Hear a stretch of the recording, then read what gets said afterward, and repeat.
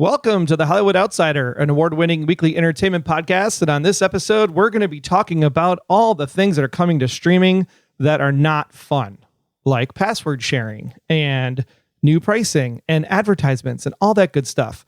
Plus, we're going to have reviews of Out of Darkness and Argylle, which of course Aaron saw because it's right up his alley. So we'll be able to hear from Aaron in this episode. Let's get on with the show.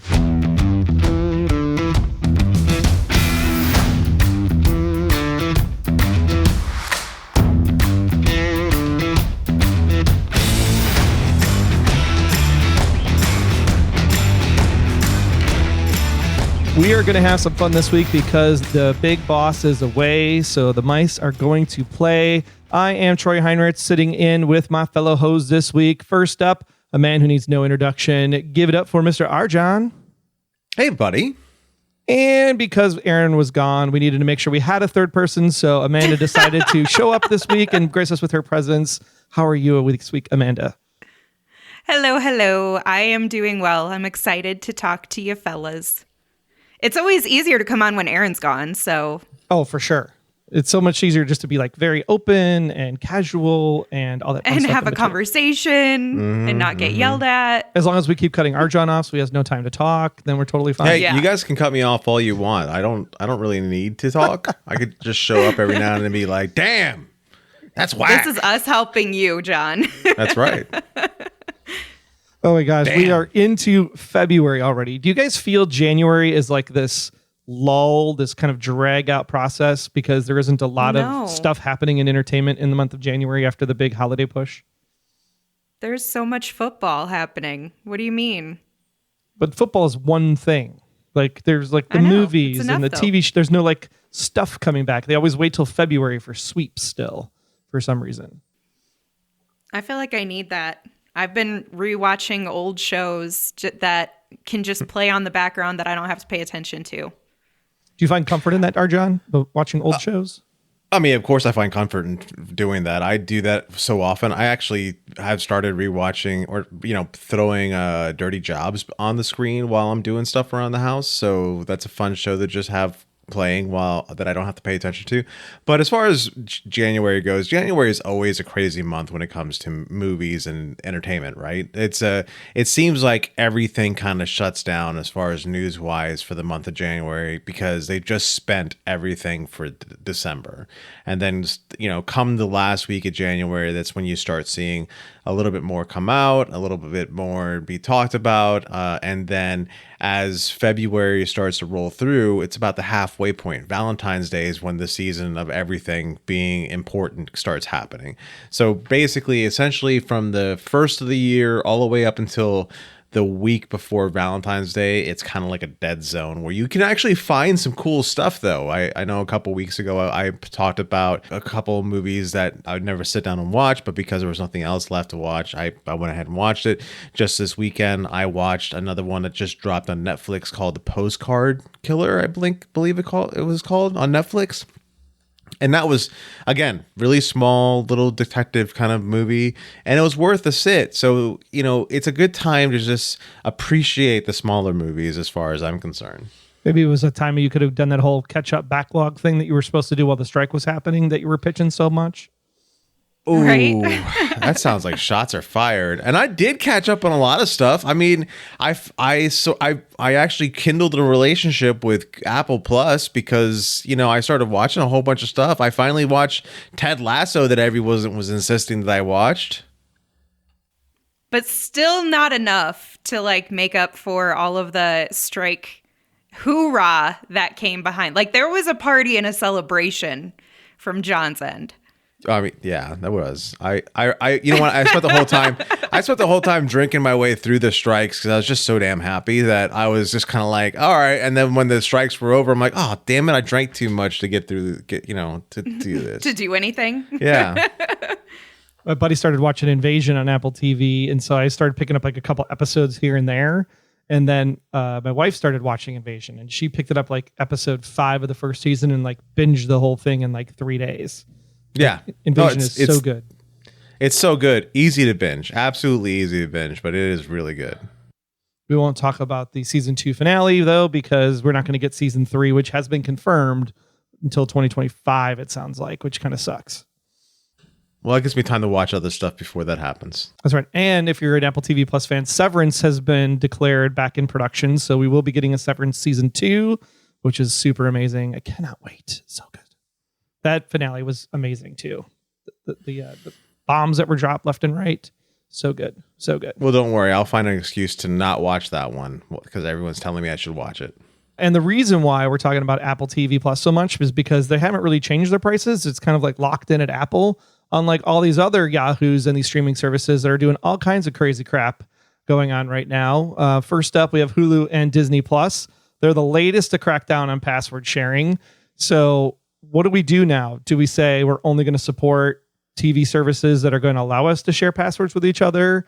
Are we going to say, you know what, piracy back on? Let's go back to Plex servers. What say you, Amanda? Me say this is bullshit. I am so irritated about all of these changes coming forward from the streamers, but I'm honestly not surprised. And when one starts to make a wave, the rest are going to follow suit because they know they have that capability. But the password sharing is really going to affect my life, let me tell you. I'm a sharer, but I'm also a sharee. So that reciprocal relationship, not having that, is going to make me have to figure out which ones are going to be most important to me. And I'm going to tell you, Disney Plus is not even close to the top of my list. At least not until more stuff comes out on that service, which is few and far between. What about you, Arjan? Oh, I have a lot of feelings about this because for a long time I thought, streaming is the savior for my attention span because I don't have to deal with commercials and I don't have to deal with garbage and BS and all that other jazz.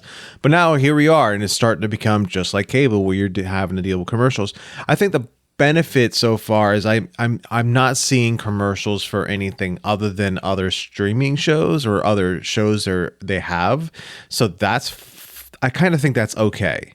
I'll actually accept, you should be checking out this show. You know what? I should be checking out the show. Okay. I'm okay with that. But if it starts being like, here's Netflix, come watch this commercial about soap. What are you trying to say? That's where I'll start drawing the line. As far as the password sharing, I'm not one to share passwords or take on shared passwords, but I give my passwords out to a few people that I think deserve them, and I feel bad for them. And actually, I'm to the point where I might actually eat the cost if I start getting charged for them using my passwords. Yeah, some people are even saying that they're going to crack down and cut your account off if they catch you actually sharing the password. Yeah, they can have it then. Wow. That's a good way to piss off your potential customer base. Yeah, I mean, I got already shut down my Disney Plus, and I have Hulu still, and I'm noticing that there's still Disney Plus stuff that's on Hulu, so it doesn't matter that I got rid of one of them. But even then, I don't know how much longer I'm going to keep Hulu going for. I have been watching more things on there recently, and it does have quite a few things that I want to get caught up on, but at the same time, I may or may not have access to a Plex server that I can just order up whatever I want on there. I don't know. I think the challenge here is the concept of software subscriptions in general, right? I subscribe to Microsoft Family Plan, right, for my office products. I subscribe to a few other services like Amazon Prime, where I can put additional people onto my account, or especially my kids who don't live at the house anymore, but they're still on the account from before. So it's this concept of if you give me 5 accounts should be 5 accounts. Shouldn't matter if they're in your house or not in your house. You gave me 5 accounts to use as I want. We use a service called Marco Polo. Marco Polo has a family subscription to give 5 accounts. And I have 5 different friends that live nowhere near me using those pieces of information, right? Those little licenses that I'm willing to give out because I'm paying for the $120 a year for those licenses and the right to have those 5 licenses. So I think the challenge is the fact that software companies cannot get on board with the same concepts for what these 5 accounts mean. Is it truly within your household? Is it truly within IP address? What happens when my wife is at home, but I'm traveling to London? Like, does that mean that I can't log into my service that I've already paid for through a VPN into the US? I think there's just a lot here that's going to be a challenge in the future for the media companies to figure out. And it's just going to piss off viewership, and you're going to actually lose people at the end of the day. Yeah, I do much more respect this idea of 5 accounts is 5 accounts or 4 accounts is 4 accounts, and that's a better plan versus saying, you know what, you can only have such and such. You can only make sure that you can only be living in the same household, and that's ridiculous. I just for the situation that you mentioned. What happens if I want to travel and look at my stuff? What happens if I want to, go to a friend's house and they don't have what we're looking for, so I log into with my account? There's just so many questions of what ifs that we have to deal with, and I don't understand how this is fair to anybody, with the exception of them. Granted, Netflix showed up and they had the best quarter they've had in ever, and by doing this. And so Disney, I think Disney was the wrong company to follow suit, because I think I know more people who got rid of their Disney accounts because of this than I know people who kept or even signed up for it. Because there's not a lot on Disney that's worthwhile if you don't have children. True, but I would challenge you on this next story that Netflix didn't make all of its money last quarter because of the password sharing. I think they made the money because of the fact that they introduced a brand new ad tier at $6.99. Because what was happening between Netflix and Amazon in the last month is that while they were doing the password sharing crackdown, Amazon kind of rolled out this new concept where they said, hey, you guys already get Prime shipping. You already get a ton of benefits with the Prime Video membership. What's happening is that the Prime Video membership is now going to include ads. We're not going to raise your price. You're going to pay the same price you paid for, but you're going to get some ads in there. Where Netflix said, hey, hold up. If we're going to change the things that are happening to you, we should give you the option to do so. So we're going to keep everybody at the same type of plan that you have now and offer up the ad tier at a lower price point. So we have 2 different opinions here on how to do ad plans. Either make a lower price point like Netflix, or if you want to continue with no ads on Prime Video, you got to pay an extra $3 a month onto your Prime subscription. Which one do you think makes more sense, John, to you? Because you're the one that's like, I'm dropping services. I don't want to watch this stuff. I don't want to deal with ads. Are you willing to pay $3 more a month for Amazon Prime? Yeah. If I don't have to deal with commercials, yeah.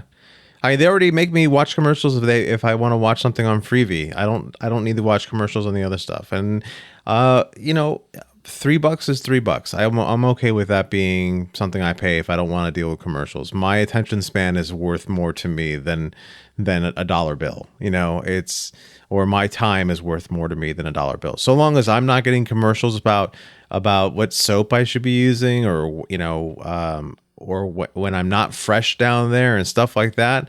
As long as I'm not getting that crap, or what kind of insurance company I should be signing up for, I'm okay. I don't want that. But Amanda, isn't it unfair though? Because I'm already paying. I agreed to a service at a certain price point at Amazon, and now you're telling me my service is changing without me getting getting a choice because I can pay $3 more, but still I'm already paying for an ad-free plan. Why are you shoving ads at me now and forcing me to pay $3 more when Netflix is saying, hey, you can pay $10 less and get ads if you want the ads? You got to remember they're at different price points too. So it's not an equal comparison of saying, well, you can just drop down and save some money. It's because Netflix's prices were already pretty high, where Amazon Prime is now trying to build that and move up. From the consumer's end, obviously, it's always ideal to go the method Netflix went, which is we'll save you some money if you decide to go to the ad plan. But I can see people getting mad on either side because they're like, well, I don't want to have to go through the hassle of updating and changing my profile to the type of plan I want. But that type of thing happens pretty often. I think I would rather they just put me in what they think is a better option, and then I can upgrade it from there, because I'd rather you save me money in case I miss the announcement or something. Yeah, because Amazon Prime Video, if you don't have the Prime membership, it's $8.99 a month for a 1080p 4K option with 3 streams. And so that was there, and then the ad-free Prime Video compared to the Prime Video with membership is $14.99 versus $11.99. So that's your kind of difference there. So it's just interesting, like getting shoved into an ad-free plan and forcing me to pay $3 more, or giving me the option to downgrade if I wanted to downgrade to get the ad plan, which is kind of where I'm at with Netflix, to be honest, because I don't watch a lot on Netflix today.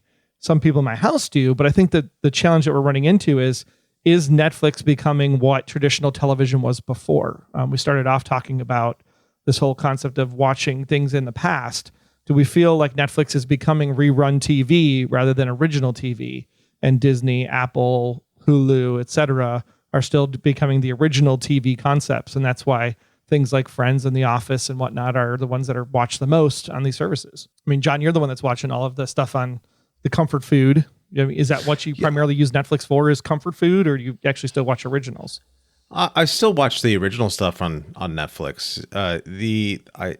If I'm going for comfort food, it depends on what kind of comfort food I'm going to. So right now, the only place that's serving me up comfort food is Hulu at the moment. I'm not doing that much in the original content there. It all depends on what kind of season I am in as a person too. So Netflix is where I've been going to catch some new things. HBO or Max. I keep on wanting to call it HBO Max, but Max is where I go to get maybe a combination of the two. Prime is another one where I get the combination of the two.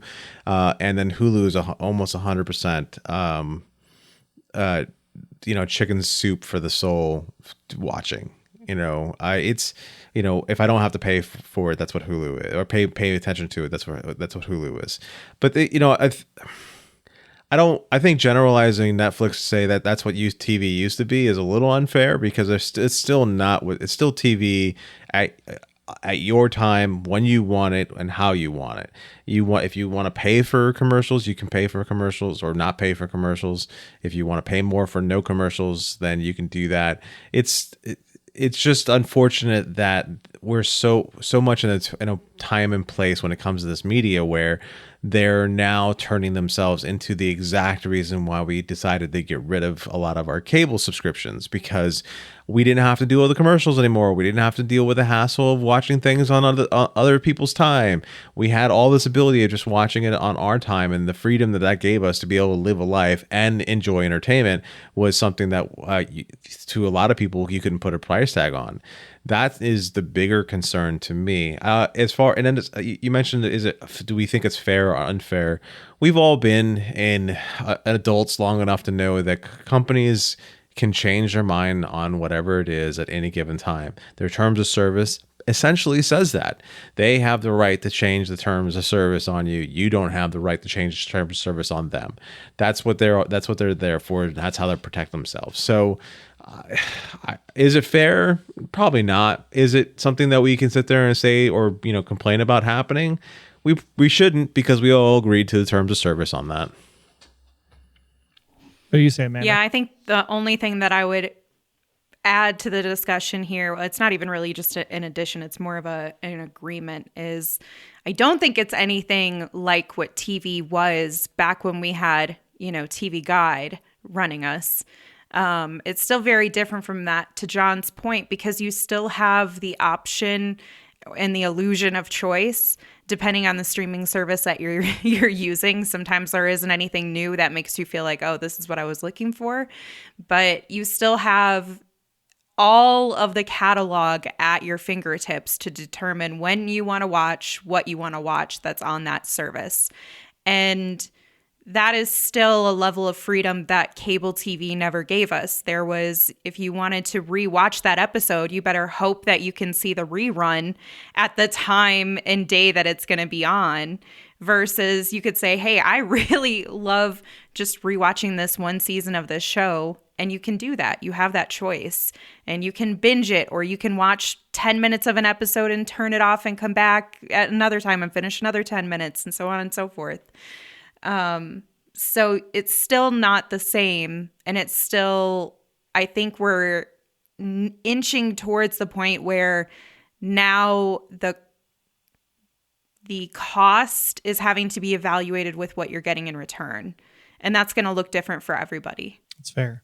I will challenge you on the TV of the past when we get to our From the Outside In topic in just a little bit. But I do want to talk about the fact that we finally got information about the final Quentin Tarantino movie. Brad Pitt is going to be joining back up with Quentin Tarantino for the movie titled The Movie Critic. This actually came about because when Quentin Tarantino was younger, he was actually filling porno mag stands. And when he was filling those stands, he actually found one specific magazine that was actually interesting because there was a film critic that actually reviewed films inside of the porno magazine. And so that really intrigued him. So he's actually making a movie about that movie critic is what he's going to be doing for this new film. Is this something that has surprised you, Amanda, for Quentin Tarantino to go out this way versus something that was more bloody, gory action, big bang like he's used to doing in the past? Yeah, I mean, for sure. This is not what I would have expected. I think he is trying to grow a little bit outside of what he's traditionally been known for. Even when you look at Once Upon a Time in Hollywood, it was still a little bit different for Tarantino. You know what I mean? In some ways, it wasn't the same as all of his others, but he still manages to bring that gratuitous charm to all of his movies. So I'm curious how he's going to bring that to this, because this feels like a pretty, I don't know, I don't want to say run-of-the-mill story, but it doesn't feel like there's going to be anything that's that substantial. How is he going to bring that to life, I guess, is what comes to my mind. What could possibly be here that he's thinking of? And I'm sure we'll all be surprised and we'll end up liking the movie, but I definitely anticipated him going out on a different note. Do you think he's going to do something crazy here, John? Revisionist history? I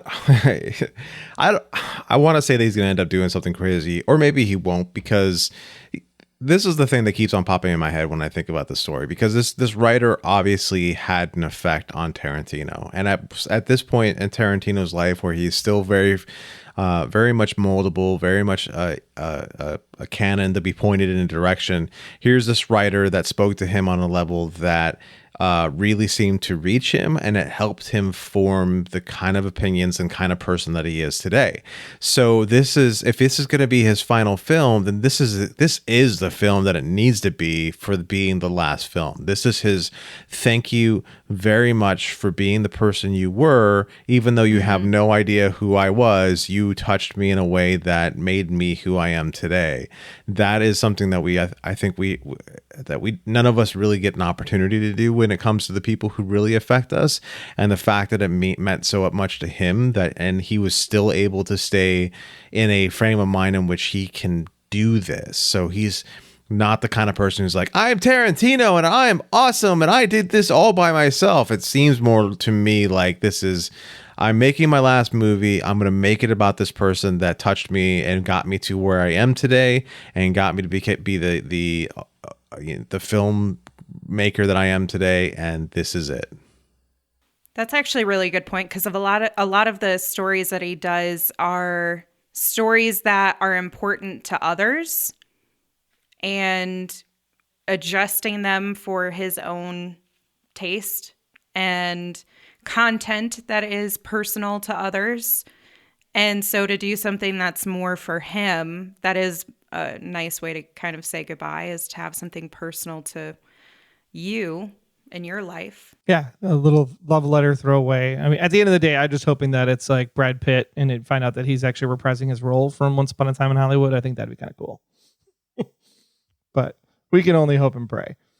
And of course, before we move on to our From the Outside In topic and our reviews, we have to say goodbye to Carl Weathers. I mean, the man is a legend. He's been in pretty much everything you can think of, from comedy to drama to thriller to all gambits. And it's really sad to see Carl go. I mean, he'll be Apollo Creed for me for pretty much the majority of his life. I don't know about you all, if you have a particular movie that you're just fond of seeing Carl in, or a TV show that he was in. Always. Goodbye, Chubbs. I think that it's been very sweet to see the outpouring of love for him. Like especially from people that I wouldn't expect to know who he is too. So he had a rather large impact. Well, I mean, recently, right? Mandalorian. So I think that's a lot of the people that are out there Right. now have seen Mandalorian because it's in the zeitgeist.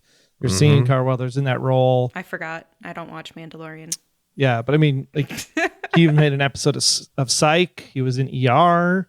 I mean, just all Little Nicky. There's just so many different places where he shows up. But yeah, Rocky was definitely the one where it comes from my gut, where it's like, oh man, Apollo. Yeah. So, That one does hit in a way. You know, he shows he's Dylan in Predator, and even in Predator, like, you don't really want to like him, but he's Carl Weathers, and you end up liking him because he ends up being an okay kind of person. You know, Action Jackson, fun movie. So yeah, it's going to be a tough time. Well, and just like the TV series too that he did, right? I mean, he was on Chicago Justice for 13 episodes. He was on Colony for 7 episodes. So he's both movie and TV. He, went across the gambit. It's just really great to see people that can do this career as long as he was able to do this career and be very successful at it, doing just very key roles when he needed to, and then picking up any job he could in the in-between. I think is just a testament to how good he was when he was here. So we just want to say thanks, Carl, for everything you did and bringing us the laughs and the tears and the joy watching your career over such a great span of time. Well, one way you can make sure that we keep talking about all the things you want to talk about is going over to Patreon, because our show is independently funded and therefore all the expenses are from our own pockets. Therefore, we need you to put money into those pockets by going over to Patreon. That's patreon.com/The Hollywood Outsider. Once you sign up, you get immediate access to all of the content in your respective tier.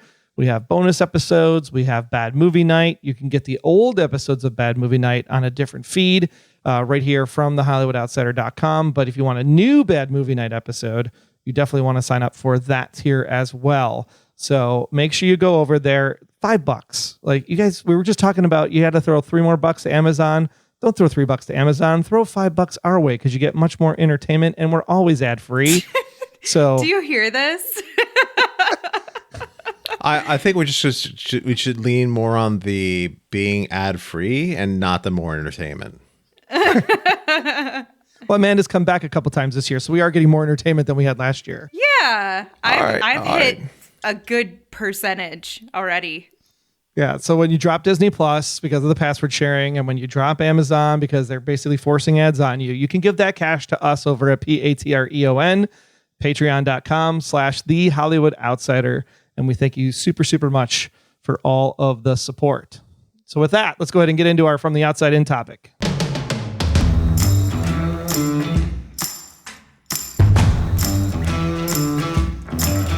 I made a point at the top of the show to talk about TV as it used to be. And I think that's because something is happening over on Netflix that I find very fascinating. And that is the fact that Suits, of all things, was brought over to Netflix. This was a cable lawyer show that ran for many seasons. And all of a sudden it came out of nowhere and it became like one of the most watched shows on Netflix as of their last earnings report. So much so that it's actually caused a revival of the show that NBC, where the show actually used to be, because it was on Peacock previously, NBC, and it was on USA prior to that. So it was all underneath the NBC Universal banner, Comcast banner. And so NBC is now picking up a pilot called Suits LA. So going into that Chicago NCIS format, most likely. This is fascinating to me, guys, because when you think about Netflix came out of the gate and said, hey, we're going to have originals. We're going to have House of Cards. We're going to have Lilyhammer. We're going to have Orange is the New Black. We're going to do all of this new content out of the gate. Netflix has been around long enough now and has enough of a back catalog and have purchased enough rights to a lot of shows that I find it interesting that people are like saying this is crazy that Suits could be so popular all of a sudden. But when you think about it, back in the day, new TV, new fall TV, new series as they were coming out, I don't think were as watched as much as the reruns were. MASH was still a really highly watched show. Seinfeld was still a really long watched show. Muppet Babies. I was just listening to an episode of like the Muppet Babies and how that was just in syndication constantly. and people would just eat that stuff up. And so what I'm thinking Netflix is becoming the syndication. It's becoming the rerun place like we used to do to watch MASH, Friends, Seinfeld, etc. I don't know, maybe I'm crazy, but I think that's why Suits is doing so well, is that people are finding the comfort food, watching the comfort food, and finding a new audience, where Disney, HBO, Apple are still doing that broadcast TV, finding the new thing for the fall that they're trying to put on their services. What do you think?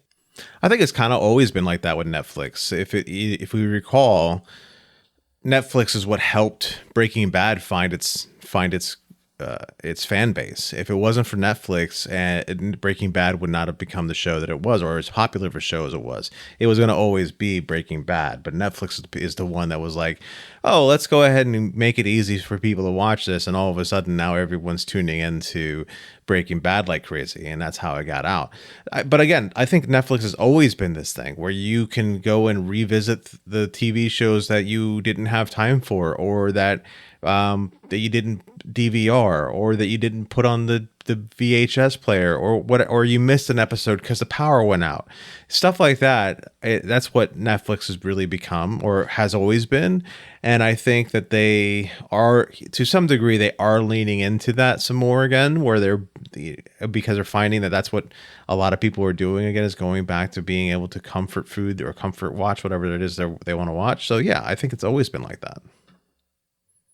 It's still bizarre to me that out of all the shows, Suits gets this really big hit, because they used to do so many reruns of that show. They promoted the hell out of that show, and all of a sudden it just starts getting, like, it had notoriety. It had Meghan Markle attached to it. She literally left the show because she was going to be this royalty, and she was like, well, gotta focus on other things now. And so it's still bizarre to me that people were well aware that that show existed, and that now all of a sudden people are getting into it. And it could just be the accessibility of it and the ability to binge it. I'm sure that has something to do with it. But coming into this, I was like, I truly have no idea how the hell this got so popular all of a sudden. I had younger, I don't want to say younger kids. They're not that young, but they're like mid to maybe late 20s, if that. That's me being probably a little gracious. But they're like, oh yeah, this show Suits. And I was like, the show that I watched like 12 years ago? Whatever it was. It's just so bizarre. But I am really happy that it's finding like its second life, because when they started to struggle with their writing because of all of the changes that came about from casting, because it wasn't just Meghan Markle that impacted the show with casting. And so as those things started to happen and their writing suffered a bit, it had the Grey's Anatomy effect. I'm hopeful that they can say, all right, let's do a little bit better this time, now that we can come in with something a little bit fresh. Here's my problem with this story. So I do reporting in my day job, and statistics are important. How you describe the math matters. And so this report was basically saying that this was the most watched show on Netflix by minutes. You're also talking about a show that aired for 42, 44 minutes compared to some of the comedies that air 22 minutes, like a Scrubs or a Friends, etc. And it also had 134 episodes of this particular television show. And that's not a small television show to be binging. So I'm wondering if Suits is inflated in a way because of how many minutes each episode is, and because of the episode count compared to some of the other things on the service. Do you think that that's fair? Do you think this report is something that we should be taking validity in, that Suits is now quote unquote popular because it's number one on this list? Or do we think that other shows are still more popular and Netflix needs to give out different kind of reporting? I don't know. It's a hard question to answer because I don't have all the figures or am able to look at it as deep as, or break it down as deep as we wanted to be able to answer this question. What I will say is that I hope Netflix can do the numbers better than I can, enough to be like, no, this is legit better numbers than anything else we got going on. And it doesn't necessarily surprise me as somebody who didn't give a shit about Suits, like I understand why people didn't watch Suits when it first came out. It was on the USA Network. There weren't a lot of things, unless you were a fan of the usual USA Network shows, you weren't running the USA to watch a lot of things.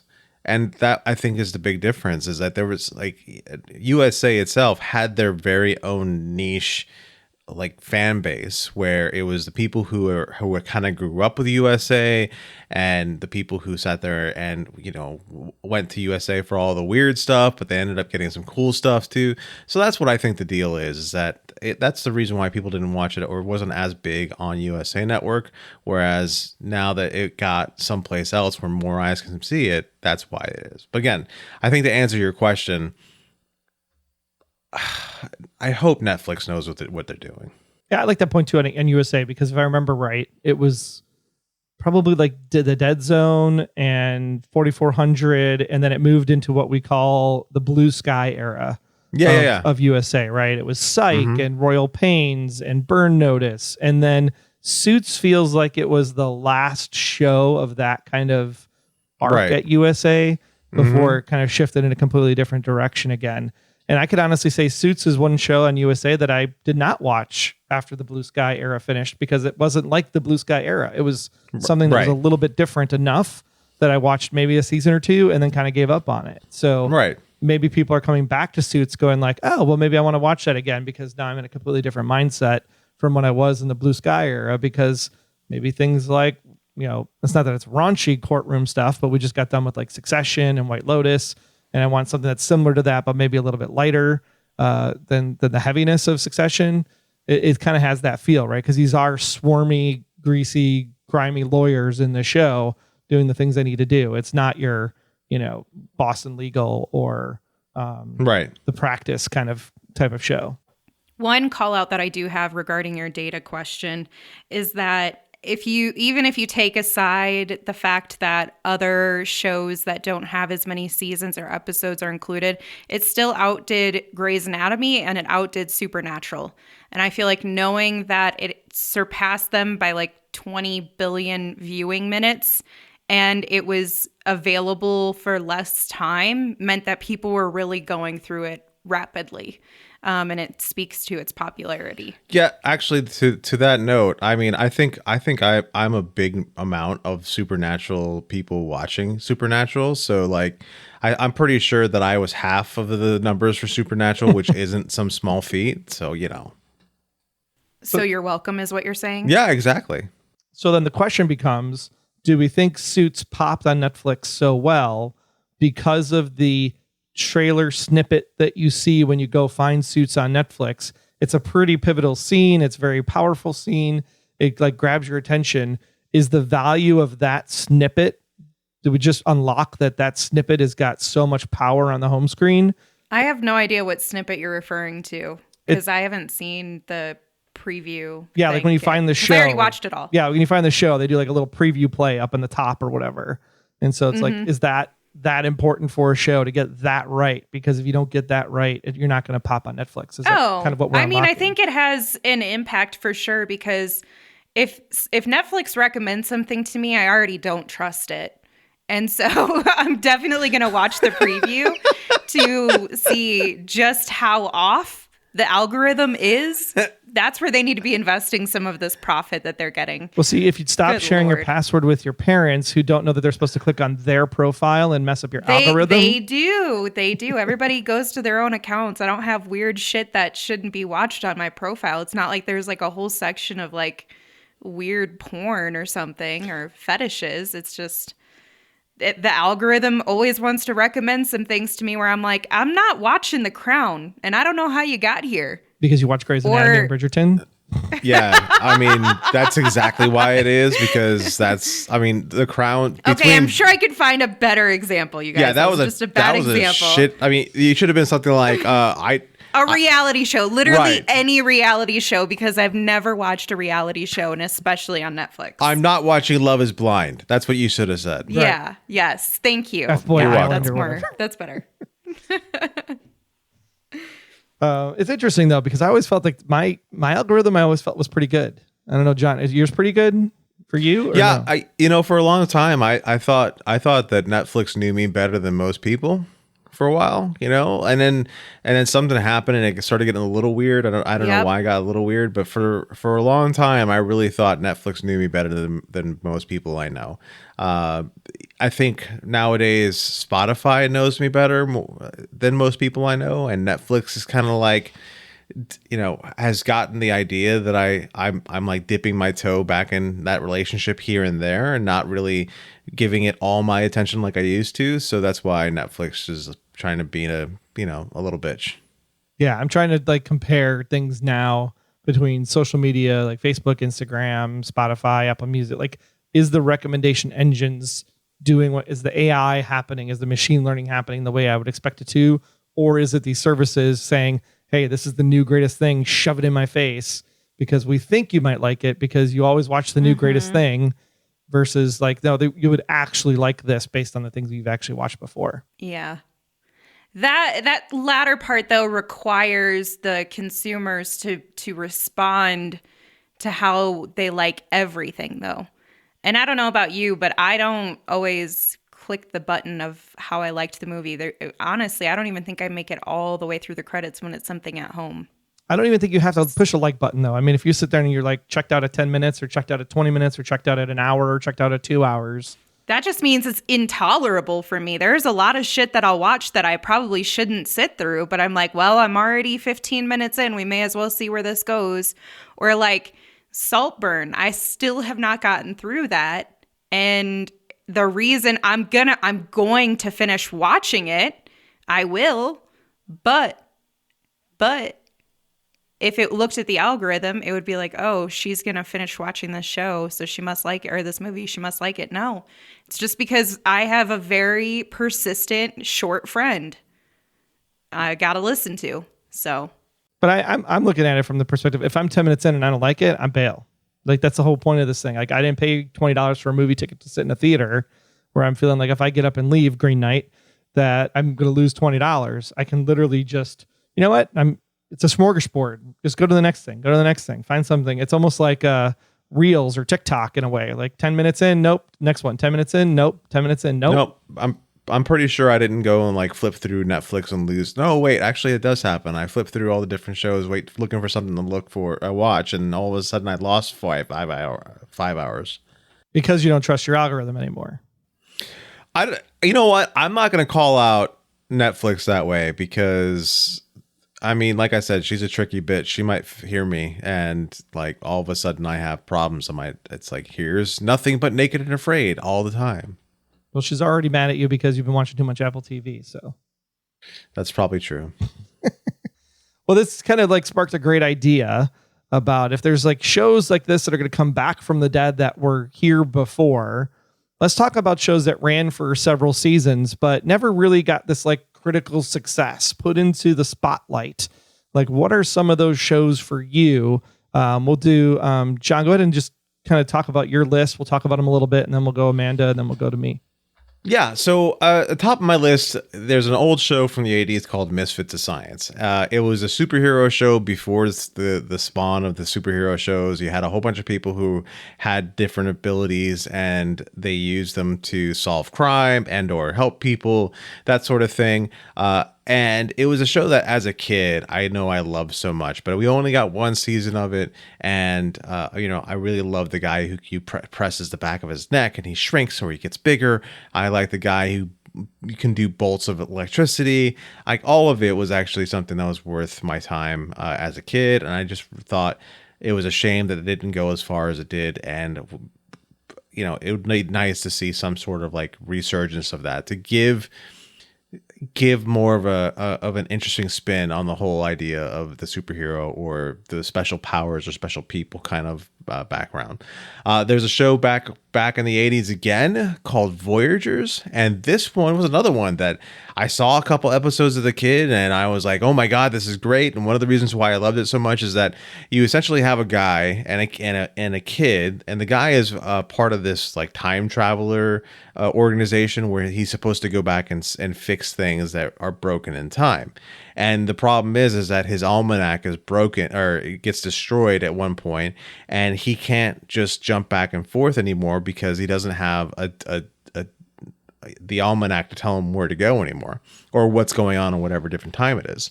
So the kid that he ends up accidentally partnering up with just happens to have kind of a photographic memory, and he decides to take the kid on these adventures with him to go fix time and tell him. The kid ends up being his almanac, tells him what's going on in the time period they are in, what was supposed to happen, what ended up happening.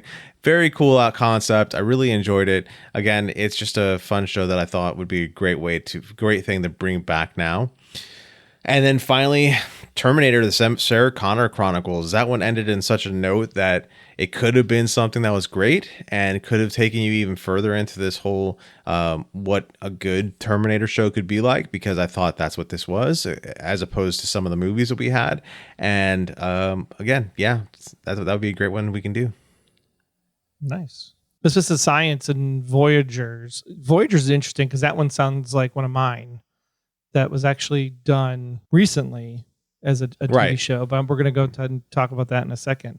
I like Misfits of Science. I thought that was cool. Courtney Cox was in that one, if I remember correctly. That's right. She was. Yeah. I'm with you on Terminator for sure. Sarah Connor Chronicles got the shaft way too early. They should totally bring that back. Oh my God. They really did. That was not cool. I mean, with the streaming services now, and you think about even some things that they're doing as remakes, Avatar: The Last Airbender, Nickelodeon is coming as a live action series later this month. All 8 episodes are going to drop on the 22nd, I believe it is, of February. And like thinking about that, like you could totally do Terminator: The Sarah Connor Chronicles very easily in that kind of rebooted format, like an 8 to 10 episode mini season, put it on Disney Plus, right on Fox, and then go ahead and do that from that perspective. I think that would be such an awesome show because it was such a cool concept. Yeah, it was. Plus it gets Selena Headey back in our lives. If she would reprise the role, that would be amazing. Manna, what do you got? All right, so my first one is one that I'm still trying to recover from the heartbreak of, and that is Prodigal Son. So Prodigal Son, for anybody who's unfamiliar with it, it's this guy named Malcolm who is extremely gifted, and he's a psychologist, and he uses his understanding of people and crime to help the NYPD solve crimes and stop their killers. And all coincidentally, his father is a serial killer. He obviously knew that, and that kind of led him to this pathway in life. But he really struggles with that dynamic, that relationship, and also, I mean, I think anybody in that position would have the question, could this be me someday? And it was such a great show that I know it got a little bit of love similar to Timeless, but clearly not enough love like Timeless to keep it from getting canceled and non-renewed. But man, that show is really going in a very cool direction. And I wish more people would have had a chance to check it out, because I can only imagine where the story would have ended up at this point.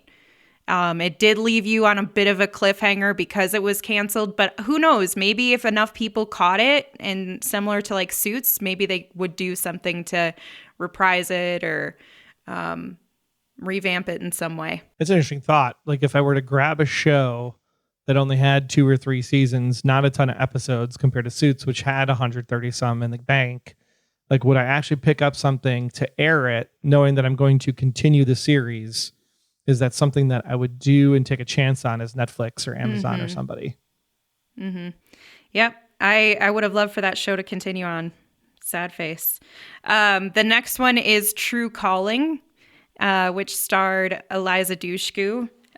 She was phenomenal in this. It also had Zach Galifianakis in a very, very serious-ish role, like nerdy serious. So I definitely appreciated their dynamic in the show. But essentially, she finds out, this woman named True Davies finds out that she has the ability to go back in time for a single day and help people change the fate, because she works at a morgue. So she sees them come through, and she basically gets to recycle the day and Groundhog Day it to try to prevent that whatever situation from occurring if she can. And I think it's such a fun concept because it's mini mysteries. And obviously she has her own mystery now where all of a sudden, where does this come from? But those little episode mini investigations, I'm such a big fan of TV shows like that. It's very much giving Buffy and Veronica Mars and things like that. So I love those types of shows. And it had such a badass cast.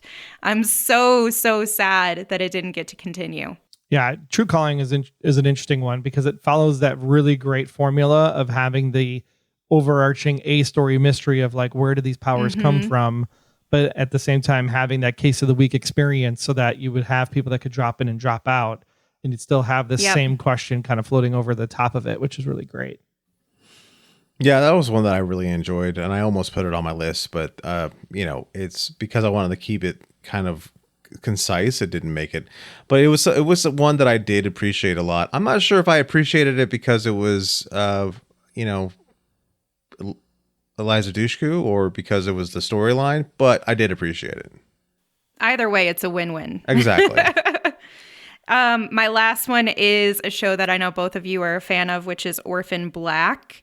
So if you're not familiar with Orphan Black, essentially, I don't even know how to summarize this without giving anything away. There's a woman and she has multiple sisters that she finds out about, and that causes chaos in all of their worlds as they interconnect and you find out more. I don't know. It's so hard to say anything about it. It's wild. But as long as you're unlike Aaron and you can go in knowing that there are people, the same actors playing multiple characters. So it's not like it's a surprise really after like episode 1. Yeah, we could say it. They're clones. The sisters are clones. Okay. I didn't know if that would be giving something away or not. No, it's literally hashtag clone club. It's like, right. Yeah. I know, but that's because everybody knows now. Yeah.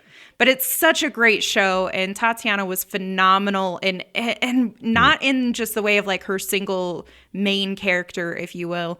It was the fact that she could morph into so many different personalities and demeanors, and it all felt like a different person. And it was so seamless and fantastic and fun and interesting. Yeah, Didn't that show get its own ending, though? Didn't they end it exactly when they wanted to? They did. I think the difference here is that it was BBC America, so it was AMC again, kind of like Breaking Bad. So this is one that would be like ripe to be able to put on, because I think with the bingeability of it, is that a word, bingeability? The bingeability of it on Netflix or something would be amazing, because I know following this story was difficult in end of season 3, into 4 and 5. Like it got really, I don't want to say convoluted because I don't want to push people away from the show, because it does explain itself very well, but it definitely goes down some fringe sciencey type routes that you have to kind of stick with it and kind of keep up. But yeah, we had the benefit of the Clone Club community to help us through those seasons in order to understand everything. Doing that on Netflix and getting the kinds of numbers that Suits is getting, I think would be freaking fantastic to reboot that, especially because Tatiana won an Emmy for the show. I think, yeah, Orphan Black is an interesting property, which is why I'm glad it's getting I don't want to call it a reboot, continuation series that's going to be coming down the line here. That's going to be a little bit completely different of where a little second love. Yeah, little technology goes like, what a great way to like, if I'm the overarching studio that owns the Orphan Black new show, why am I not dropping the old show on my streaming service immediately at the same time? Mm-hmm. Well, mine, so that's my list. I'm sensing a theme. I hear time travel. I hear Eliza Dushku, and that's exactly where I went with all of mine as well, because I am a huge fan, and I don't know how you would do this with the whole Joss Whedon stuff going on right now and everything, but Dollhouse, I thought, was a stroke of genius in what it was able to accomplish and do. That's a great show. The problem that Dollhouse had when it was on the air originally was that the two biggest episodes that you needed to understand of why these things were happening in the first place were the season 1 finale and the season 2 finale. I think the way they do this show is that they have to like redo those Epitaph 1 and Epitaph 2, I think it was, and do it as part of the ongoing story. So there's a little bit of that futuristic look, and then it's a flashback to the case of the week. and then here's what's going on in the future, and here's the flashback to the case of the week that fits those points of why the things are happening in the future. Because I think then you get the broader story done a little bit easier. But I think that's a perfect show that you could literally jump on and plow through and do something really, really creative with it if you were to continue that or reboot it as a new series. Just really, really great. And Harry Lennox is in it. He's fantastic.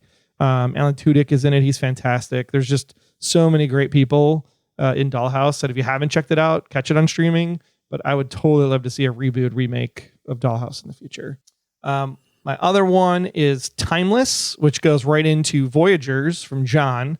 I feel like Timeless was a little bit of a kind of nod back to Voyagers or remake of Voyagers in a sense, because their job was to basically go back in time and fix history. And Timeless was a really great way to look at it because it was actually a history professor, anthropologist, is that the right word? Kind of going back and looking at places in the past, and they bring her along on this time travel mission because we find out there's some bad people that are trying to change history for the betterment of a conspiratable cabal, if you will, in the future. And so how it plays out is her coming back and telling people, no, this is actually the historical context of what happened back here. So this is how it has to get put back together. Mm-hmm. And I thought it was a really great way to actually teach history to people that were watching the show, because there were things that I didn't even know about growing up in high school and college and whatnot. One of them was actually the invention of the X-ray machine. And like that story was fascinating. And the fact that we don't get stories like that in media today that are both entertaining, but also educational and fun. I think rebooting Timeless and getting Timeless a new love on a streaming service, I think would be an absolutely great idea. Yeah, I liked the first season of Timeless, and I never really picked it up for any season after that. But they did have a nice little, it had a good beat and you could dance to it more or less. And I appreciated what they were doing for sure. It's funny because when I think about Timeless and I think about Voyagers and a bunch of other different shows that kind of have the same thing, Falling Skies is another one, right? So Falling Skies, you have a professor of history who's part of this resistance against the aliens, and as the show is going on, he's comparing these historical battles of the Civil War and World War II and all that other stuff to what's actually happening now with these aliens, and being like, this is how we can win. And I thought that's an interesting way to take it and actually teach people things. And that was a long way to go into. As a kid, I remember being the kind of person who was like, oh wait, they're trying to teach me something. This is bullshit. I am out. But now as an adult, I'm like, oh, this is kind of cool. Absolutely. I'm going to throw this one out here, and I'm probably going to get a bunch of like groaners or hate or whatever. But Heroes, I think, just got the wrong shaft with the writer's strike. That there was just stuff about Heroes that was really, really good. And then they went to the carnival and like messed the whole show up and then tried to bring it back to get it back on track to what the original idea was of why Save the Cheerleader, Save the World was such a big thing and why it was so prominent and why it needed to be done. I think Heroes had some really great ideas and really great concepts, and the interconnectedness of so many different stories around the globe happening at the same time. I felt that with Invasion on Apple TV, right, John? Like there's these different pockets of people, and how are all of these stories going to come together, and how are they going to connect? And I think when you think about a global community watching a show on a streaming service, having a piece of that in my community and having a piece of that in my community here, and a piece of that in Russia, and a piece of that in Europe, and a piece of that in Australia, and like having people like join on Netflix or something in a live watch party, as this series unfolds, I think could be really a fantastic opportunity to do something different with the Heroes franchise and breathe new life into that potentially. Yeah, for me, unfortunately for me, the whole thing with Heroes, at this point, they would have to create a brand new show, because I'm just so hurt by what they did with that show. And I don't have, I haven't recovered from it yet, because I was such a huge fan for such a long time. And after a little while, I'm like, what is happening? Have you gone back and watched the first season? Or was it a product of its time that we were all just fascinated by it? Or does it actually, the first season still hold up today? Has anybody like gone back and I haven't gone back, but it might be something that, because it was right in the time just before the superhero movie being boom, right? So it was writing that ability to be like, all right, here's some maybe what some real superheroes might be kind of like, or people with super abilities might be kind of like, and that kind of worked. But yeah, I don't know. I don't know. My final one I had kind of like a two-parter in a way, because I think these kind of like bled into each other, no pun intended. But I was a huge fan of the Battlestar Galactica reboot, in 2004. They came out with a show after that called Caprica, which was actually a prequel to BSG 2004, where they explain how the Cylons were created and how they came to have consciousness and why they were the way they were with resurrection technology and fighting for the one true God. And I think it had a lot of great things in that historical context. It just didn't deliver the information in an entertaining, exciting way. So I'd love to see them go back, because I think the things that were in there, if you were a fan of BSG 2004, were just really fascinating concepts about this father who was doing everything he could to save his daughter. So he uploaded the consciousness into this VR world. And then the VR world got downloaded into a killer robot that was built for a war that was happening on one of the other colonies.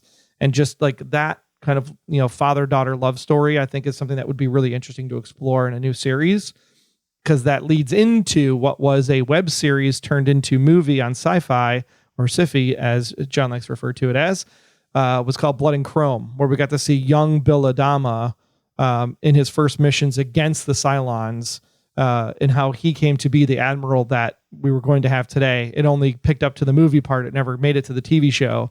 I think there's a combination of things in both of those series that you could do to kind of reboot a pre-BSG 2004 show on one of these streaming services today.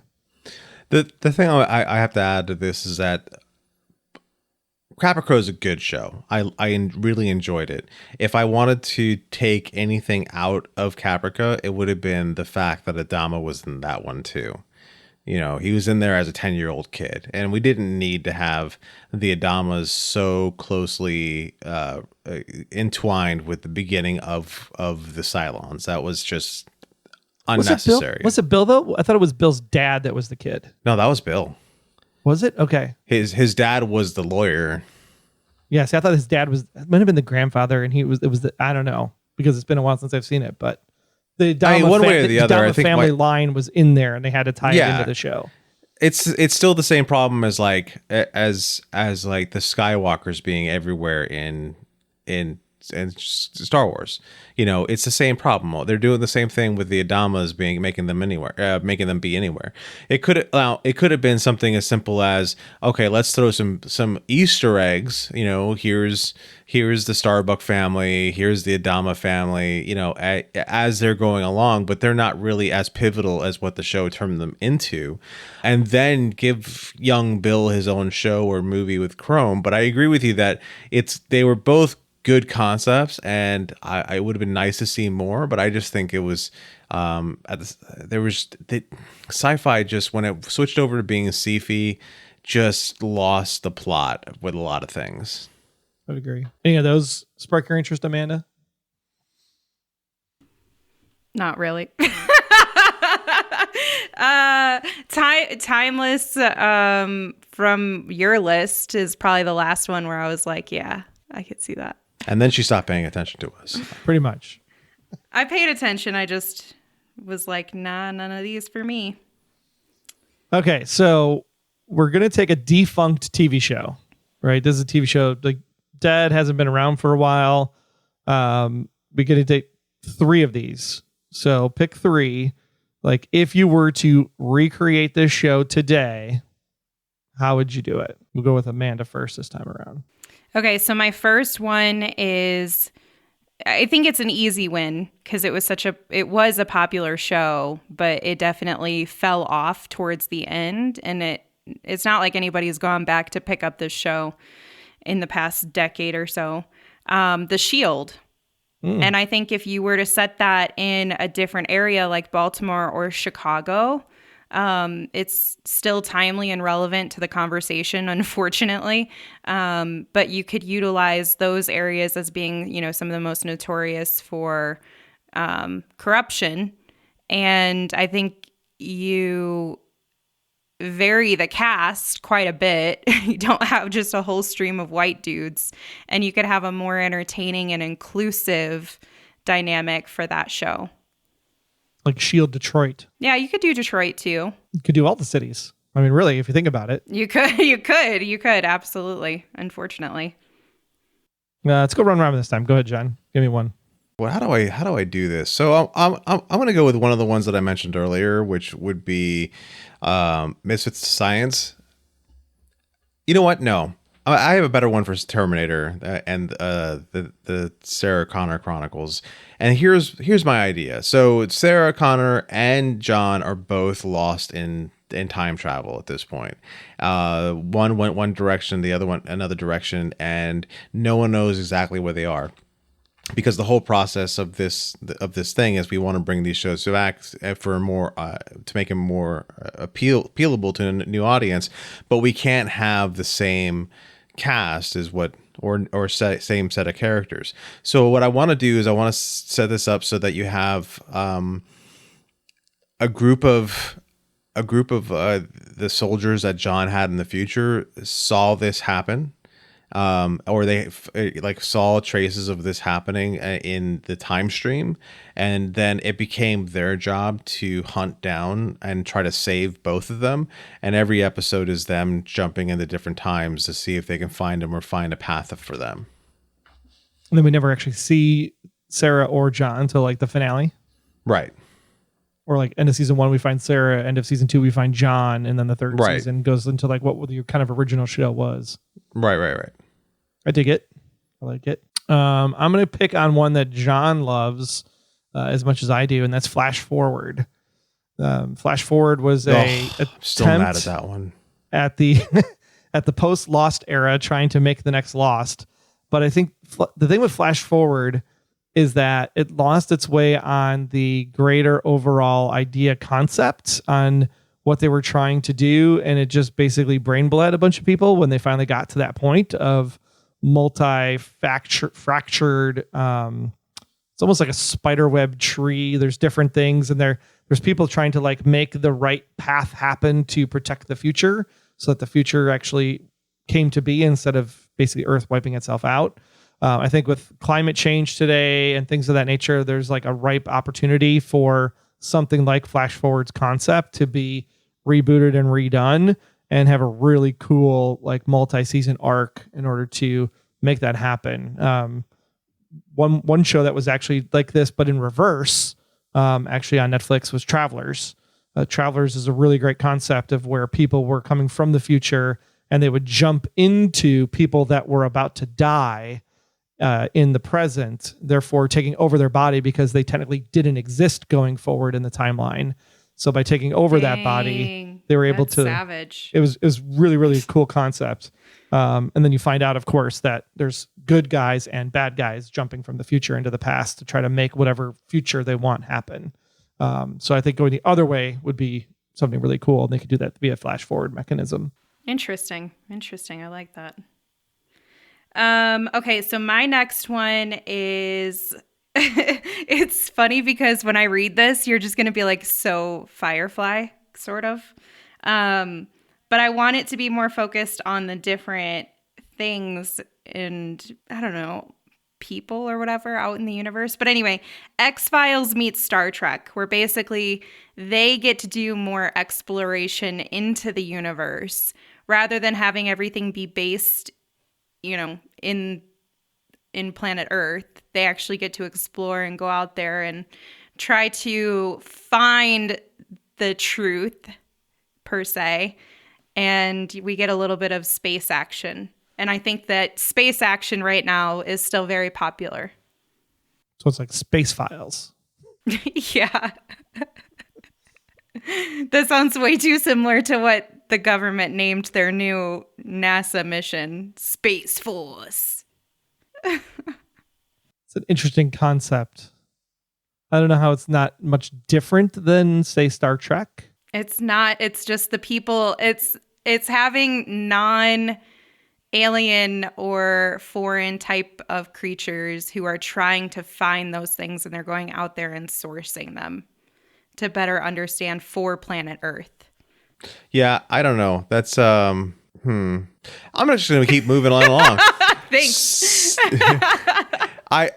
You know what? There's an old show that I really dug. It's called Tales of the Gold Monkey. It had this awesome kind of it was kind of like Indiana Jones, but it's slightly different. You had a bush pilot in the Pacific Islands who flew island to island and getting into all sorts of different adventures. It had giant monkeys that were scary as hell. And I just had a great adventure feel to it. I want to do something like that.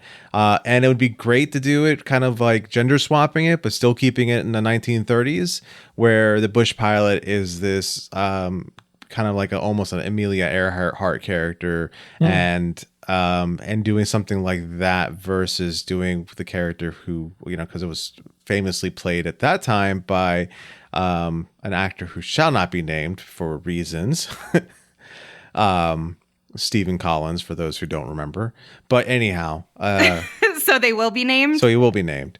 But yeah, I thought it was a great show growing up. I really wanted to see more of it, so that's why I would say something like that, but gender swap, but still make it very much like a Indiana Jones story, 1930s kind of pulp action thing. So Tomb Raider, but with a pilot. Right. And a one-eyed dog. And a one-eyed dog. I don't want to know the backstory on that one. I'm sure there'll be an episode in season 3 with the backstory, though. It'll be like his best friend. He got into an argument with his best friend who turned out to be a cat, but it wasn't just a normal cat. It was a cat that like eats things with tentacle faces. Well, maybe we can remake this movie, right? This concept, John, with that and what I have, which is actually redoing Land of the Lost. But instead of Land of the Lost actually being like underground, crustacean, whatever, like there's an area of Earth or whatever that's just never been explored for some reason, kind of like the Bermuda Triangle, where things would go and disappear. And then inside of that area where things disappear is where this Land of the Lost would be taking place, whether that had, prehistoric, whether it was futuristic space, whether it was Atlantis, different kinds of environments would all be within this. And somehow all of those environments need to work together in order to make itself appear, to let people know like, hey, this is actually here on the planet. And this is where some of all of the technology we have in the world today actually comes from, is from here. You just don't know about it. Kind of like Amanda saying that they were going to go search for the aliens in space. Maybe the aliens are here on the planet, but they're in this hidden area. And we have to uncover each of the hidden areas around the globe as the series goes along. All right, one more, Amanda. What do you got? My last one, and I'm going to be honest with you, I just want this show to come back. So I really don't care how it comes back and how it's modernized. I think people would enjoy it as is. There was a show called Lie to Me, which was fabulous. And essentially it was this like leading researcher who fully understood how to read body language and facial expressions and everything. So essentially he was a human lie detector, which I always thought was really, really cool. But I'm like, what if it was a guy who was like a criminal and he used that to his advantage? But nobody knew that he had this capability. So like, instead of him being this well-known, public figure, essentially, that everybody knows, I can't lie to this guy and he'll be able to read through me, making it more of a criminal type show where he is able to kind of get what he wants at all times because he has this ability that people don't know about. And I feel like when people underestimate you, you can go even further because you're like, you have no idea what you're in for. So I think it could just make for an interesting and fun show to have somebody like that. Plus, I feel like it fit to begin with because it had 13 episodes the first season, 22 the second season, and then third season felt like it kind of got cut short, right? Like with another 13 again. So yeah, I enjoyed Lie to Me when it was on. I think Lie to Me was one of those TV series that was post writer's strike, no real known actors in that series. Oh, what? I mean, like, not to like most, like when you think about TV watching happening before the writer's strike, like there wasn't like a name that like stood out to like a new cast of like new generation watchers, right? Older people would probably pick up on it, but I didn't feel Tim like Roth? I don't think new TV watchers, younger He's talking generation. about younger people. The people. He's 62. They were, yeah, I get his point. Yeah, in the we know who Tim Roth is, but if you're like 16 to 20 years old, do you think all of those people would know who Tim Roth is? which the core demographic of Fox was. You pick up Lie to Me and you put it on CBS, it runs for 20 years. Oh, that's true. All right. All right. Lie to Me on Fox enough. was the Yeah. problem. The fact that it was on Fox, it wasn't the Fox core audience Yeah. that would grab onto something like this show. This would have been like a Blue Bloods very easily if it was over on CBS because of the actors they put on here. But I definitely think this is something that would absolutely work on streaming for sure. John. I'm just, I'm still hurt by the fact that you just said Tim Roth. People don't know. Younger I mean, go people. ask an 18 or 19-year-old who Tim Roth is, and they're going to be like, who? And I know that's sad to say, but I feel like that's reality. That's sad. All right. Yeah. So, my final one is a show that only got one season, and I got upset when they canceled this show. But it's Alcatraz. You had good pick. a detective who was dragooned into this special team that was investigating these crimes where people who had escaped from Alcatraz in a way that didn't make sense are suddenly showing up in 2012 as opposed to being in the time in which they belong. So I think the way to bring this back would be because of the way they left it is that there's something happened to the main cast that you can just let them be, and then you can start it all over again, because the overarching story of the show is big enough in which they can actually bring in a whole new team of people to be investigating these escapees and trying to find these people who got out of Alcatraz and are now suddenly showing up in 2011. So that's my pick. That's a great pick. I love that show. Is so good. That's a good one. And Yeah, that I'm so mad they canceled that one. And the twist that happens at the end of that first season, and you're just kind of like, and it doesn't come back. That was gut wrenching. Mm-hmm. They had a lot of good that they could do with that show for sure. Maybe similar vein, one that did get some fan love and got a second season out of that fan love was the show Jericho. I think Jericho today, redone in the right way with all of the red state, blue state stuff that's going on in America, all the different wars that are happening around the world. I think when you have a successful movie like Leave the World Behind that just happened on Netflix, very similar concepts to Jericho. I think that this show was something that is thinking that could potentially happen when you put it in the context of having seen things like Handmaid's Tale and all of a sudden Roe v. Wade gets turned over. There are just things about the American experience that are going on right now that I think Jericho would be a prime suspect to bring back to the forefront and just tell it in a much more engaging way. Because I think part of the problem with Jericho was that it was set in such a small town. And so it was so far removed from the world and the politics and the things that were happening. And maybe that was the whole play on it, because you didn't know what was happening and why things were happening across the United States as they were. But I think if you're like in the thick of it and you're trying to understand what's happening, you'd still be even just as much confused as these people were in the original Jericho TV show. So I think that would be something that would be really prime to put for a 3 to 4 kind of season series streaming on the networks today. I think that would be a good one for sure, especially on the heels of shows like that have that kind of gritty nature to it, like Justified getting their revival and stuff like that. I think there's definitely a place for a show like Jericho, which it had a small but very loving fan base. Oh, I think so. There was at least that. Skunkworks would totally get that crew to come back out again. Get the nuts going, and we'd all be like, yes, for sure. Maybe it all takes place instead of a Fisher plant or something. I don't know.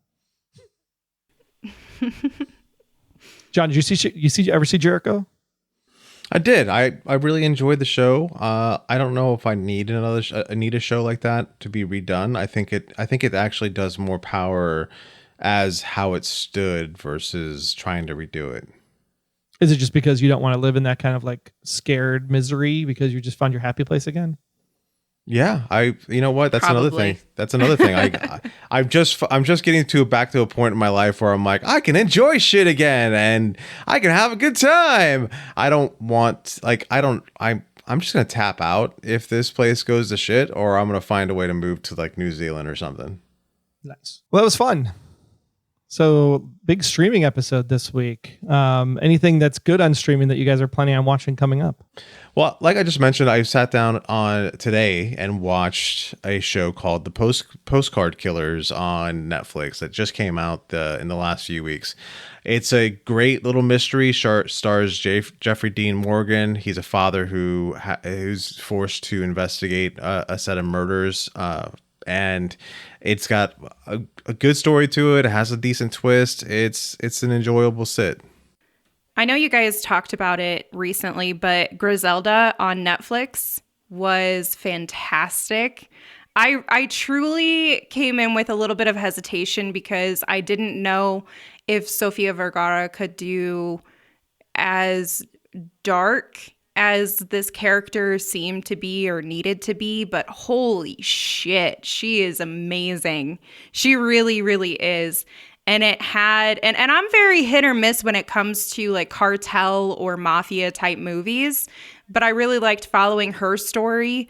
And because of how engaging she was as an actress and as a character, it made me want to see what happens to her. And I was like, I don't know anything about her story, so bring it on.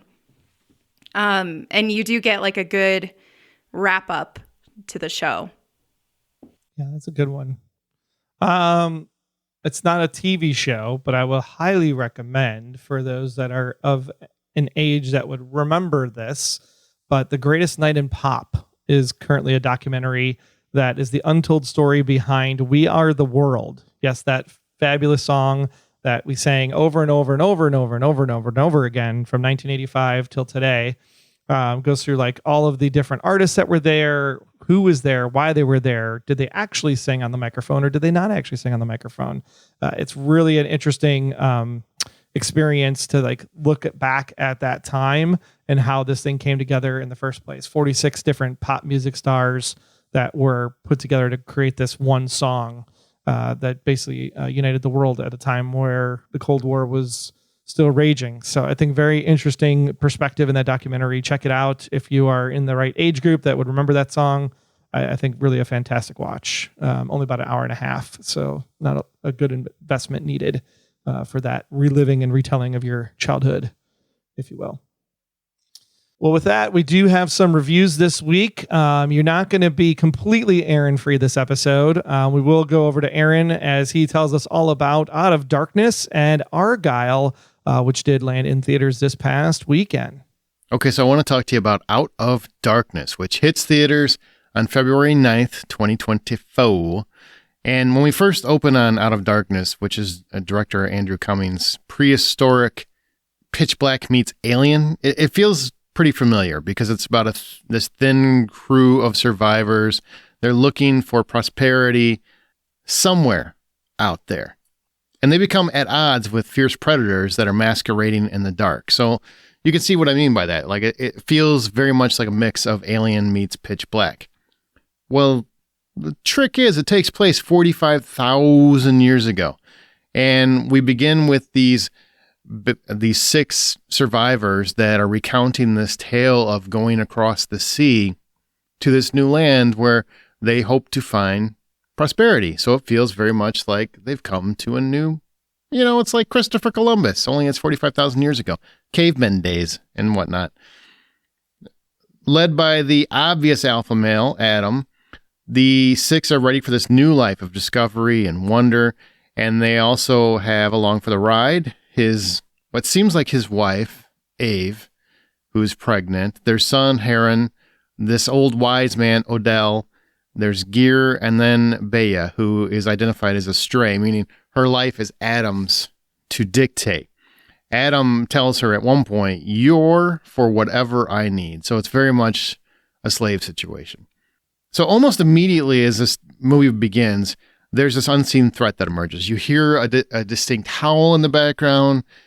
The wind is kind of whistling. The darkness is permeating the surroundings, so you don't really know exactly what is happening. And the pulse pounding score covers the frame. It really, really gets into your bones. And then the fear elevates amongst the group. And then a member is stolen. Yeah. And then a hunt ensues, but we don't really know who's hunting who. What is fascinating about how they decided to approach this, and the movie is directed by Andrew Cumming. It's written by Ruth Greensberg from a story that's also from Andrew Cumming. And they're trying to do this particular story in this particular time period. And because of that, you might think it's going to be a bunch of people grunting, a bunch of cavemen, knocking people over the head with a stick and that sort of thing. And it doesn't work that way. That's not what happens. Instead, they invent their own language. Basically, they created their own language for the film. And so it's like watching a foreign film in many respects, except nobody else knows the language.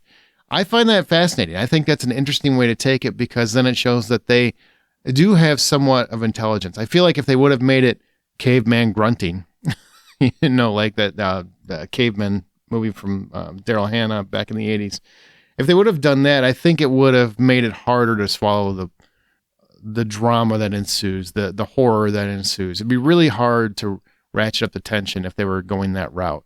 This way, we still get subtitles, so we can still read what is happening. We understand where the mindsets are and what people are thinking and why they are thinking it. So it's fascinating to take it this way. And while you might not understand why it's taking place in this time period at the time, it really comes to play as the movie plays out, as it finishes its reel. I dig that. And the acting is pretty sound across the board. I think they have to be good actors in order to carry this premise. And also with this fake dialect, they pull it off. I mean, it feels like they are genuinely communicating with each other, which I think is very helpful in selling us on the essence of the movie. So as these characters face these really terrible, horrific arcs and overwhelming odds, and they're just desperate for survival, we're kind of sold on it because the language situation works, the time frame works, so we're immersed. And I think that's very, very important for the film. And the horror is very much the unseen variety. So it's that, what is it out there in the shadows? And by having it 45,000 years in the past, by having this creative language, what you're doing is you're creating this element where our minds are going wild, trying to figure out, what could this potential creature or monster be? What is making this noise? We're terrified in a similar way as our characters because we can't see it. We don't know what it is. What is coming after these people? And why? The why is just as important. And it's an interesting story as it plays out. I don't want to tell you anymore. I will say that I found it very, very thrilling. It was intriguing. It was kind of a new way to do a horror movie, or new, mostly original. I mean, you've seen Monsters in the Dark movies multiple times, but I just like the way that they chose to go with this. So it's got a limited cast and budget. The thrills are exciting. The conclusion also kind of leaves you with topical discussion. You can walk out of there and say, I've got something to talk about. If you watch it with your friends, you guys will have something to discuss when you're done. And I think that's exciting anytime any kind of movie will do that. That alone is worth a trip to the past. So $10 is the full price of admission. I give Out of Darkness $6. I think it's a thrilling horror movie. It's not reinventing the wheel in any way, but it's enjoyable, and I really like how it concluded. Now let's talk about Argylle. If you're hearing this, that means that nobody else in the podcast had the opportunity to go to see Argylle. Ergo, I'm your guy, so I'm going to tell you all about it. All right, well, Matthew Vaughn directs. He also did, if you were not aware, First Class, X-Men First Class. He did the Kingsman series. He's a guy I often compare to in the guise of Guy Ritchie, honestly. He feels very much like Guy Ritchie with the wackier sensibilities and a bigger budget. And Argylle, we've seen these trailers for a while. It's Henry Cavill as a super spy, and this is the one where, just to recheck your memory there, Bankshare, it's he dancing with Dua Lipa, and that wild haircut he has is just really, really poorly chosen haircut, but it fits the action figure that it is affixed to. And John Cena's his trusted sidekick, and Ariana DeBose is also a sidekick. Basically, he's a super spy. And the trailer, I will give them credit. Right off the bat, I'm giving some credit. Matthew Vaughn had talked about how most of the movie is not in the trailer, and I gotta say, that is accurate. Most of what you have seen in the trailer for Argylle happens in the first 40 minutes or something like that. So a lot of what comes after that, I mean, there's a couple tiny shots, but most of what you see in the trailer, you will not see throughout the rest of the movie. I think that's fantastic. More trailers should do that, and therefore we need to give them props when they do it right, when they don't show us the whole damn movie from the beginning. That said, I think the trailer gives you enough to kind of get where they're going. But, regardless.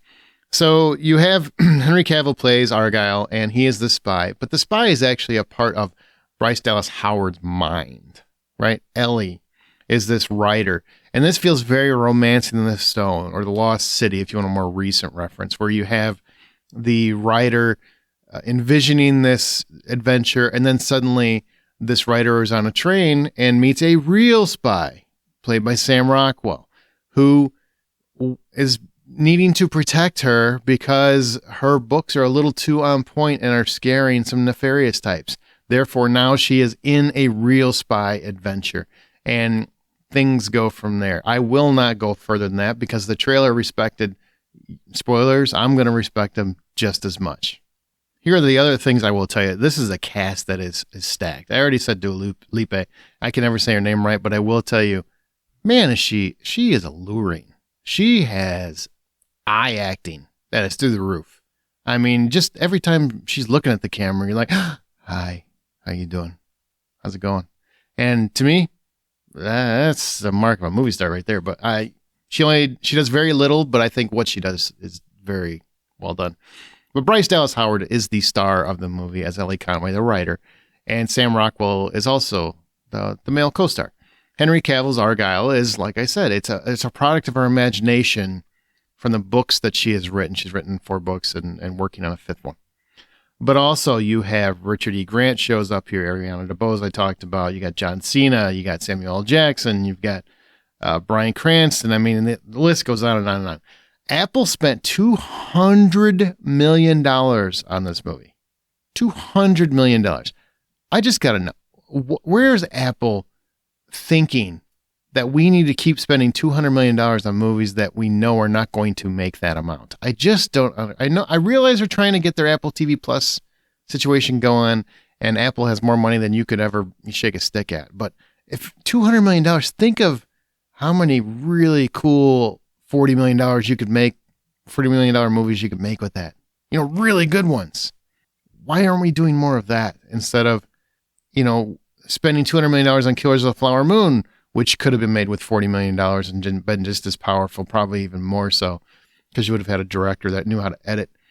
And then you've got this one, $200 million as well. I will say, in terms of editing, Argylle has editing down. There are some very clever scenes where we are going back and forth in Ellie's mind, where she's seeing Aiden, who's Sam Rockwell's character, kind of meshed with Henry Cavill's Argylle. Like she's looking at a real spy versus her version of a spy, and they are seamlessly put together. I was very impressed with the editing and the choices on those particular scenes. So that part was great. But it's very Kingsman-like. It's fun. It's going for a little goofy.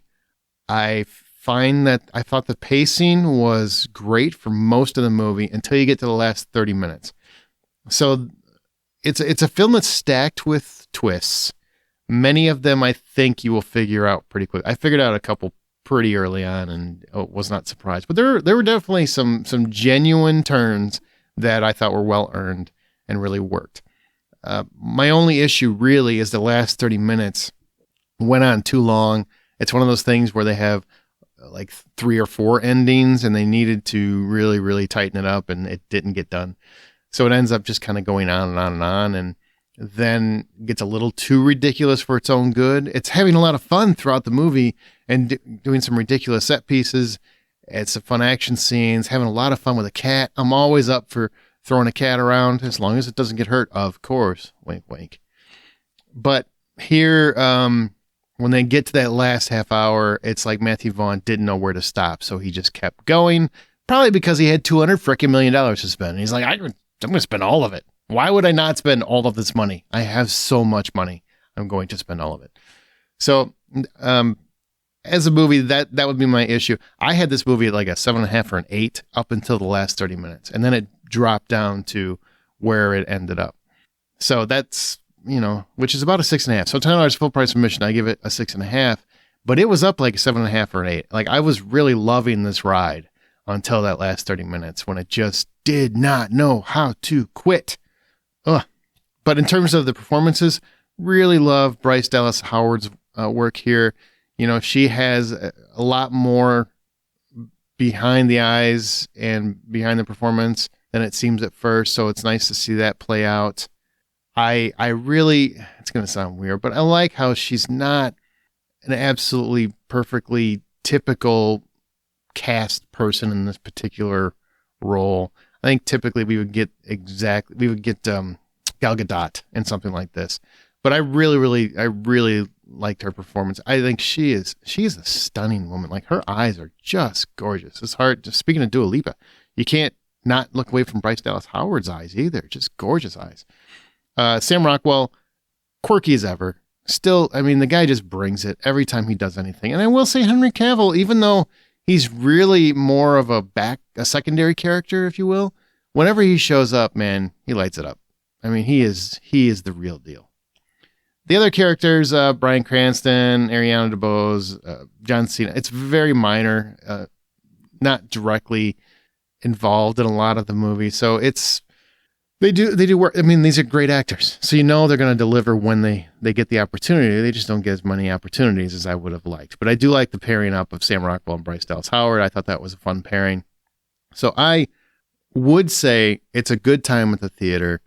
It'll eventually be on Apple TV Plus in a few months or something if you want to wait. I think it's fun to see it in the theater. There's not a lot of great spectacle movies in the theater right now. Go see this one. I think Argylle is right up your alley. And make sure you stay for a post-credits scene that doesn't make a whole hell of a lot of sense, but it'll probably give you a little bit of tickles in your stomach if you want. But again, $10 full price admission, I give it $6.50. Like I said, should have been so much higher. They should have tightened this baby up. Apparently, Apple has a problem with, tighter edits over there on their movies. They need to take the reins back a little bit. But a lot of clever editing. Love the use of music and color schemes. There's a fight scene / dance scene with all kinds of different colors. You'll know it when you see it. That was wild. So there's a lot of fun in this movie, and sometimes it's just fun to go with your friends and have a good time.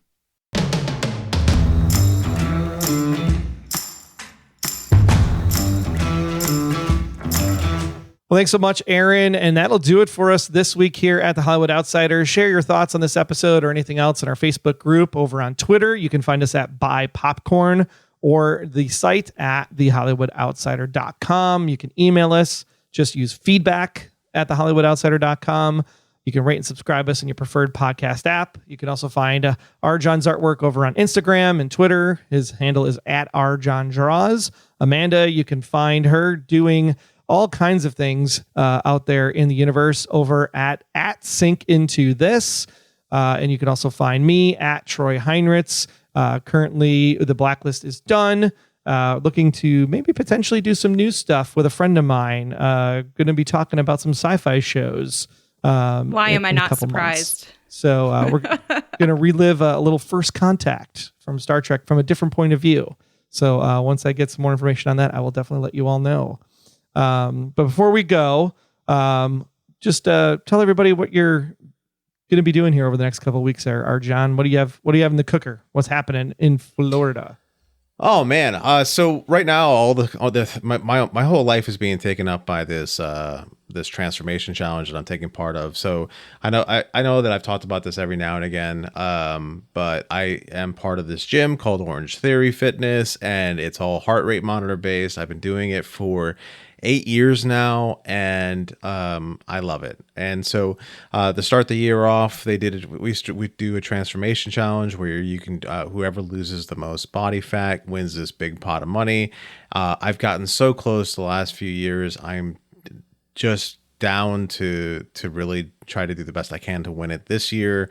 I think I'm already doing pretty well. I don't know. I don't want to jinx it, but that's where the bulk of my time is going to right now. That and I finally pulled the trigger and got myself an iPad Pro, and the whole reason as to why I got the iPad Pro was because I've been looking for a way to get back to doing some more digital drawing. I want to draw more often. I want to be able to draw more regularly.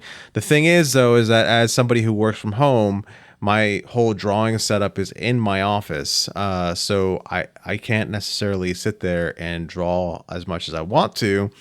Besides my dogs get mad when I'm in my office too long. They start coming up and yelling at me, and they really want my attention. So I have to go out and be on the couch with them. So I finally pulled the trigger and got myself an iPad Pro, which was the cheapest of my options to be able to do what I wanted to do. And I've been pretty happy with it and been drawing pretty regularly. So that's the bulk of my time, running myself to death, trying to lose weight, and then drawing. Nice. What is that? Is that like is that a full year competition, Sean, or is it like quarterly, or how's that work? It's just for 8 weeks. So it's after 8 weeks. Yeah, if it was a full year, I would definitely win because but 8 weeks, and yeah, it's all it is. Good luck. That's awesome. That's all it is. 8 weeks of torture. It's not really that much torture. So that's the thing that's funny is that I don't really think of it as torture. The only thing is that I'm not eating out as much as I normally do, which that's not even a lot anyways. It's just on Saturdays I would get Chick-fil-A on my way home from the gym, and I cut that out, and then I let myself have one awesome sandwich on a Friday night, but the rest of it is the normal food that I eat day to day, and it's pretty clean eating. I'm not as vegan as I used to be. I switched over to adding, because I need more animal protein to help with some healing of some injuries. I have some chicken in there to kind of help with my protein intake. So I don't really think it's torture. It's a lot because I am doing Monday, Tuesday, Wednesday, Thursday. If I'm not recording on Monday or Tuesday, I'm doing 2 classes 4 days a week. So I'm doing a tread 50 or a strength 50 class, and then I'm doing an actual 2G Orange Theory class after that. So I spend a good total of 2 hours. So it's fun though. Nice. Whatever makes your heart happy. Well, it keeps my heart moving, and that's the important part. True. What's going to make your heart happy, Amanda? I've got a busy couple of weeks. So I've got some board planning for our retreat this upcoming weekend I got to prepare for. South by Southwest is in less than 35 days now. So Aaron and I have got to start preparing for that, figuring out what we want to put on the docket, working through some of all of that. I'm pretty much gone for most of March, so trying to get everything taken care of before I leave it's a lot this February. A lot of work stuff, a lot of personal stuff. So, yeah. Right on. I don't even know what's going on with me this year. I first time ever that I sat down and like planned out like all my vacation for the entire year, like in advance. So I know that I'm going to be doing a small trip to see some friends in Cincinnati. I'm going to do a small trip to see some friends out in LA this year because it's been too long since I've been out in the LA area. But not Denver? What's going on here? Denver may be an airport stop. So if you're in the airport, come on. I'm very close to the airport. I'm very close to the airport. Yeah. I'll book a jumper, on the way back from LA so that I can like sit in the airport for like 2 hours and have lunch with you, Amanda. I'm glad that that's the extent of love and time that I get from you. I mean, that's the amount of time you show up here on the show, so I figured it would be equal. Oh, okay. Shots all right. fired. Shots are fired indeed. Yeah, we got it's election year, so I have election judging duties that we'll be doing. So we got primaries in Illinois coming up in March, and then of course the big election in November. And I am just super excited. Like, you have no idea how excited For I the am. election? No, for live action Avatar: The Last Airbender coming February 22nd to Netflix. This is the only reason I have not canceled my Netflix account, was for this show. They're dropping all 8 episodes. I'm literally not going to move for 8 hours. I feel like it's like Stranger Things all over again. I am so excited. The trailer was so good. It showed all the things that I was worried about coming to fruition as being a positive versus a negative. It looks fantastic. I cannot wait. If you've never seen Avatar: The Last Airbender, there's a whole like binge strategy to get caught up on the show before the live action, or you can just enjoy the live action and then go back to the cartoon later. But if you have never seen Avatar: The Last Airbender, this is the time to jump on. It was a show on Nickelodeon that appealed to both kids and adults, and it just has really great messaging, really great storytelling. I hope that they stick with that for the live action version. But it's just, yeah, I cannot be more excited for this to happen, because if this happens and it works, there is a plan for like the entire Avatar: The Last Airbender universe coming to fruition. So we'll get Korra, we might get the Kyoshi Warriors, we might get a whole bunch of things that are in between Avatar: The Last Airbender and Korra. It just excites me. This is like the Last of Us excitement for people that are Avatar: The Last Airbender fans. And also it'll prove that this is the real Avatar and not the blue people. Like, go fly a kite, James Well, Cameron. I'm happy that your Avatar heart is being warmed. It is, with all 4 elements: earth, wind, fire, and water. That was so cheesy.